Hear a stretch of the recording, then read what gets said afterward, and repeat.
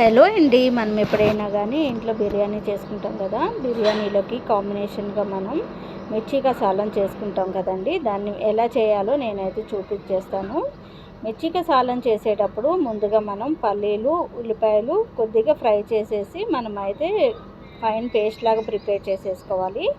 Paste లాగా prepare చేసుకున్న తర్వాత ముందు ఒక ప్యాన్ పెట్టేసుకొని ప్యాన్లోకి ఆయిల్ అయితే వేసుకోవాలండి. ఆయిల్ కొద్దిగా హీట్ అయిపోయిన తర్వాత ఇక్కడ కొద్దిగా జీలకర్ర అయితే వేసేసుకొని జీలకర్ర కొద్దిగా కలర్ చేంజ్ అయిపోయిన తర్వాత ముందుగా మనం పల్లీలు ఆనియన్ పేస్ట్ అయితే ప్రిపేర్ చేసేసుకున్నాం కదా.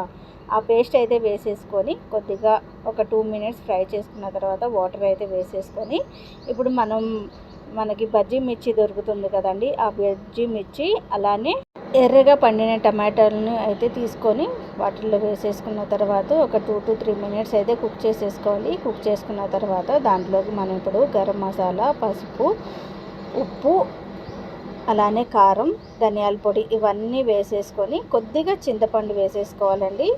ఇలా చింతపండు వేసుకొని ఒక 5 మినిట్స్ వరకు సిమ్లో పెట్టేసుకొని మనం కుక్ చేసేసుకున్నాము అనేసి అంటే బిర్యానీలోకి సూపర్ కాంబినేషను మిర్చి కసాలం అయితే రెడీ అయిపోతుందండి. అంతా అయిపోయిన తర్వాత దాంట్లోకి గరం మసాలా అలానే కొత్తిమీర, పుదీనా వేసుకొని తిన్నాము అంటే నెక్స్ట్ లెవెల్లో ఉంటుందన్నమాట. ఒకసారి ట్రై చేయండి.